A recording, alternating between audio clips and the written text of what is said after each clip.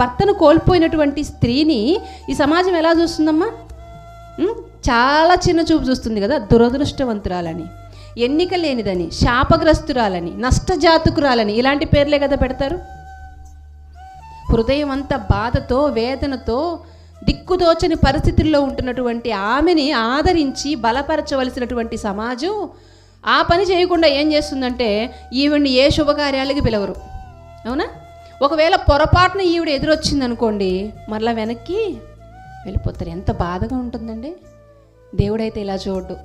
సమాజం చూసినట్లు, సమాజంలో ఉన్న మనుషులు చూసినట్లుగా దేవుడు చూడడు ప్రియులారా. అందుకే దేవుడే ఉన్నాడు తెలుసా, నేను విధవరాళ్ల పక్షాన వ్యాజ్యమాడతాను, దిక్కులేని వారి పక్షాన నేనుంటాను. సమాజం దృష్టిలో మీరు ఎవరైనా భర్తను కోల్పోయిన స్త్రీలు ఉంటే గనుక, ఇక్కడ లైవ్లో చూస్తున్న స్త్రీలు ఎవరైనా ఉంటే గనుక, మీ భర్తల్ని మీరు కోల్పోయి, మీ ఆత్మీయుల్ని మీరు కోల్పోయి ఒకవేళ మీరు బాధపడుతుంటే ఈ సమాజం, మీ కుటుంబం మిమ్మల్ని చిన్నచూపు చూస్తుందేమో, కానీ మీరు నమ్మిన దేవుడు ఎవరైతే ఉన్నారో ఆయన మాత్రం మిమ్మల్ని చిన్నచూపు చూడడు. ఇంకా ఆయన అంటున్నాడు, మీ పక్షానే నేను ఉంటాను, మీ పక్షాన్ని నేను ఉంటాను, మీ దేవుడినై నేను ఉంటాను, మీ జీవితంలో గొప్ప కార్యాన్ని నేను చేస్తాను.